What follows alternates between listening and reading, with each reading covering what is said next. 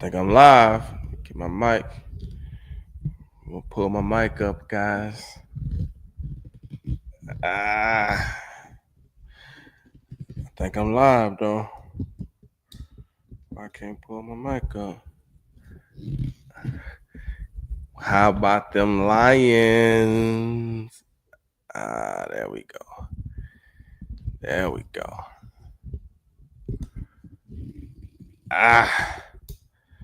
How about them Lions? Lions clinch the number 1 seed in the NFC playoffs.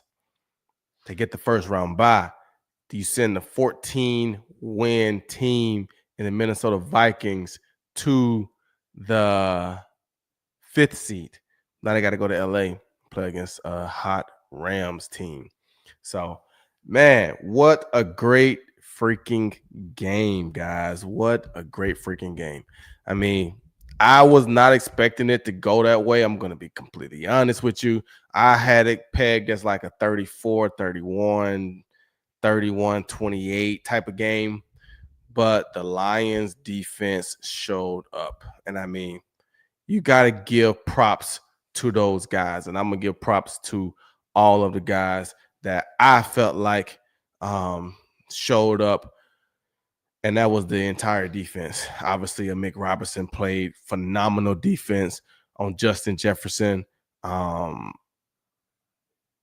Incredible. You know, the D-line, great pressure.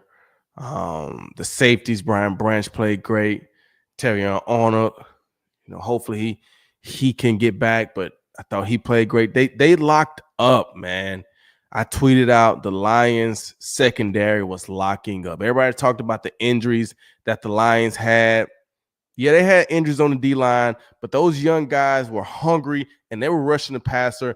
Aaron Glenn put together a great blitz package. Getting Alex Anzalone back was huge. Him and Jack Campbell controlled the middle. They blitzed. They had Sam Darnold under all types of stress. It was a beautiful thing to see, and the secondary just manned up and locked those guys down. I mean, everybody talked about all the receivers that the Minnesota Vikings had, from, you know, Addison and Justin Jefferson and Naylor and this. Like, they locked those guys up. Wow, that was incredible performance. Incredible performance. But I will say probably the biggest thing to me, couple big things from that game. Couple big things. Dan Campbell's impact on the game, the defensive performance in the red zone, and then Jahmyr Gibbs. Jahmyr Gibbs. This kid is a monster. He's incredible. I mean, he scored every touchdown on the offense, didn't he? I mean, well, probably not all of them, but I mean, running, receiving, and everybody talks about him being fast, right? And him getting outside. And I've said this over and over and over. He's scarier as a back when he runs straight downhill. When he got that speed going straight at you, and then he can move and then outrun you, incredible. Incredible. You said it, David. Aaron Glenn called a phenomenal game. They showed him sitting down on the sideline. You deserve it. He called a phenomenal game. His defense was ready to play. They had a chip on their shoulder, and they played like it. But let me talk about Dan Campbell's impact on this game. The impact came coaching against Kevin O'Connell. You say, what happened?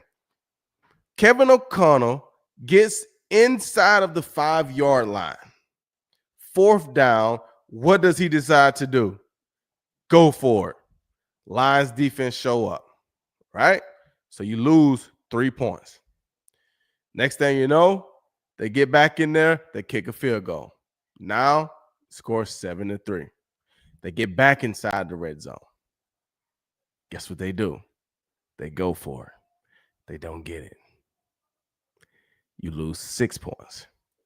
So at a moment when the game should have been 12-10, Minnesota winning, Minnesota is losing 10-6. Huge difference. Huge difference in play calling.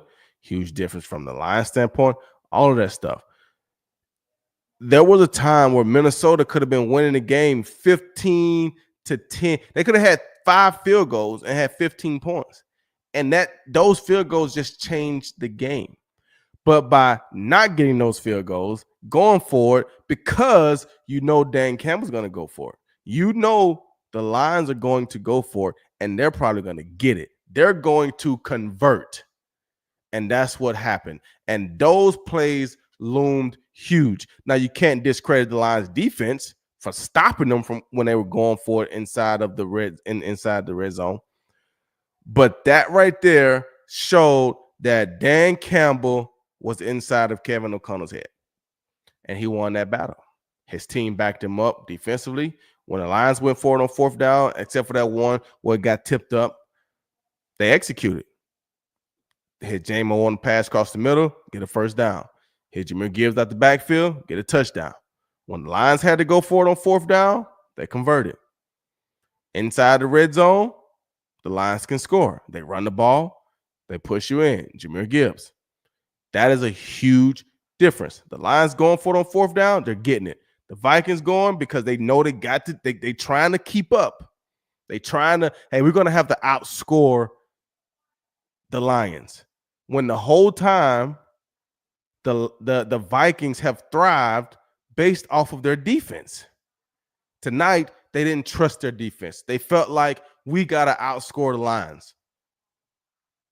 So therefore, their defense didn't play great. They played more zone than I've seen them play. And Jared Goff and the wide receivers, they wasn't trying to run deep routes like Minnesota was. They just running 5 yards, turn around, catch the ball, and we kept moving the chains. They're trying to do all this zone blitz and all this exotic stuff. It's not working. The Lions, we're going to line up, we're going to play man-to-man, and we're going to zero blitz you. We're going to put pressure on you, and we're not going to allow you to throw the ball right now.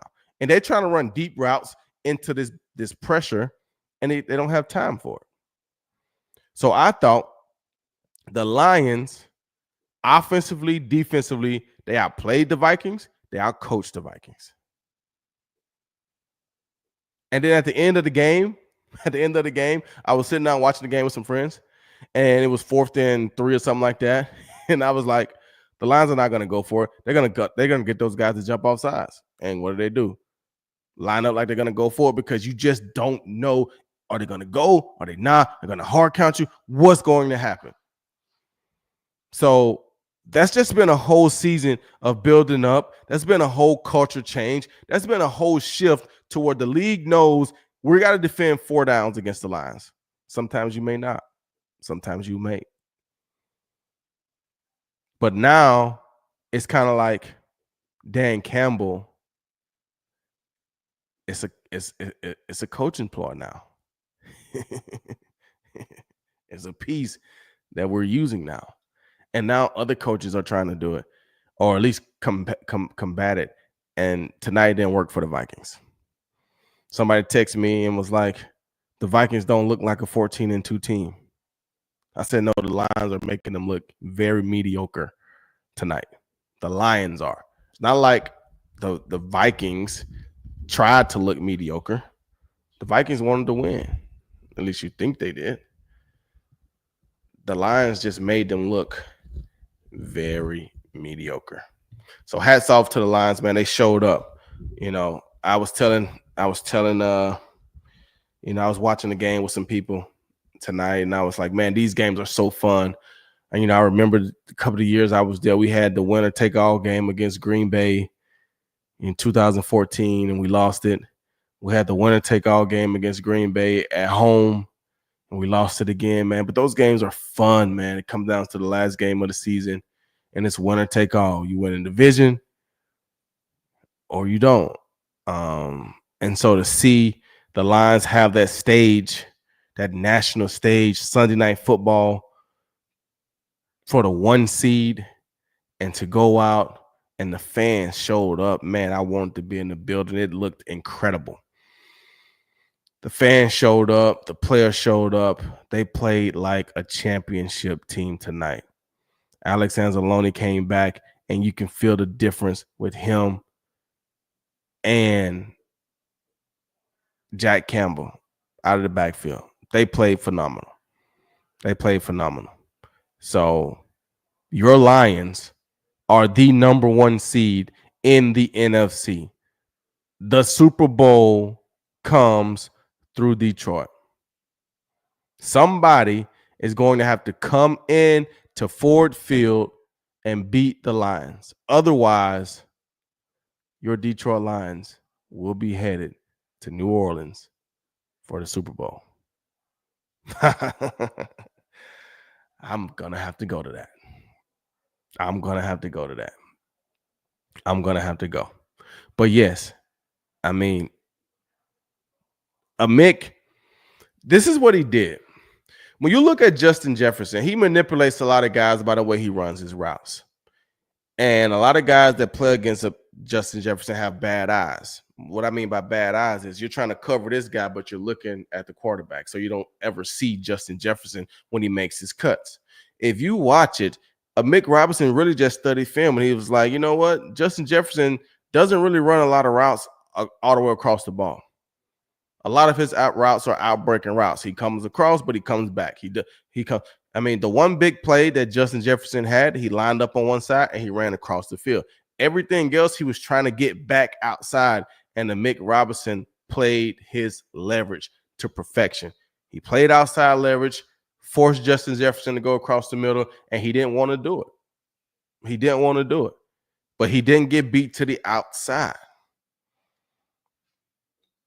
And then the Mick Robinson, I didn't know this, but he's been playing against Justin Jefferson against high school. So he doesn't have that factor fear of Justin Jefferson. He knows him like a childhood friend. So he's been playing against him his whole, I don't want to say his whole life, but his adult football life. Played against him in college, played against him in high school. So yeah, he took on a challenge. And that's why you saw him with a game ball at the end of the game, because he played phenomenal. I was scared, I'm not going to lie, when it got to the fourth quarter and Terrion Arnold got hurt and we had to put in Vildor. But Vildor came in and he played great. Punched the ball out on Justin Jefferson. They called it incomplete. But he came in, he competed. Now I'm interested to see what's going on with Terrion Arnold going forward, because without Terrion Arnold, without Carson Davis, now Vildor becomes your starter. You know, that's tough, right? Ifeati coming back kind of helped mask Carson Davis, because by Ifeati, I think his name Melafunwe. But with him coming back, he was able to come in and play the safety, and then you can move Brian Branch into the nickel and move a Mick out to play the corner. But now a Mick is at the corner, Terrion Arnold goes down. So now you're missing that corner. So now Vildor is going to have to play. That's tough. So now Aaron Glenn's going to have to continue doing his phenomenal coaching job to make sure his guys are ready to play. And that's been a big topic, you know, Aaron Glenn, Ben Johnson, those guys, you know. I'm going to go out there. I've been saying it the whole time. I don't think they leave. I think they love it in Detroit. I think Detroit will have to compensate them. They probably have to be the highest paid coordinators in the league. But I think they stay. I think they just stay. I think they love playing with Dan Campbell. I think they love being coordinators. It's a lot different being a head coach and being a coordinator. I think they love Dan Campbell. I think they love the city of Detroit. I think they love being coordinators. I don't think they want to be head coaches. Just be a great coordinator. You can do it for a long time. So we'll see how that play out. But man, hats off to your Detroit Lions. They showed up, they showed out, they played great. They are the 1 seed. They get the bye, and now they have to play the highest seeded team or the lowest seeded team, however you want to look at it. If you look at the matchups, we got Philly versus Green Bay. Green Bay had a tough day today. Jordan Love gets hurt. Christian Watson, I think that's his name, the wide receiver. I saw him get carted off the field. So didn't look great for Green Bay today. So I would expect Philly to get that win. Then you got Tampa in the 3 seed. They're going against the Commanders. I think the Commanders might could get that game. If they play the way they've played this season, they might can get it.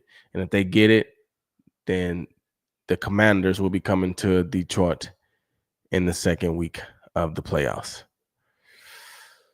Then you have the 4 seed. You got the Rams versus the Vikings. And unfortunately, I think the Vikings will beat the Rams. And I hope that the Commanders beat the Bucks, because we really played well against the Vikings tonight and got the win, but it's just difficult to beat teams 3 times. So I can't say that I would want to play the Vikings again in 2 weeks. I just can't. But the way they beat them tonight, I think they'll feel like they can go in and just wear those guys out. But I just know just from playing, it's just hard to beat teams 3 times. But the playoffs is set and your lines are at the top. So take a week off, enjoy some football next week. It's wild card weekend. It's going to be a lot of great games on. I can't wait to watch. I got to make plans. I'm trying to get to Detroit for the playoff game. It's my birthday weekend. I think me and my kids will make a trip. We'll be in Detroit. Hopefully. So congrats to the Detroit Lions. Congrats to Mick Robinson and Aaron Glenn and the defense on a great performance. Congrats to Jahmyr Gibbs on a great offensive performance. Congrats to Dan Campbell. Congrats to Sheila Ford. Congrats to Brad Holmes. You guys have changed the culture of Detroit Lions football. And I had my chain on all night. Let's go, baby. Man, thank you guys for tuning in, man. Subscribe to the podcast, Believe in Lions. Go out. It's wild card weekend. Get your bets in. Bet Online's been a great sponsor for our channel, for our podcast. They're the number one place to bet. You can bet on anything at Bet Online.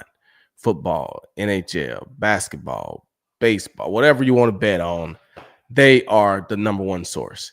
So get your bets in for the playoffs. Like, subscribe, send questions in. I want to answer you guys questions. I want to talk, send questions in. And let's just see who we have to play. But whoever we have to play, they got to come to Ford Field. So tell your friends, get some tickets, show up, show out, continue to rep the Lions, and we'll see you next time. Thank you guys for tuning in.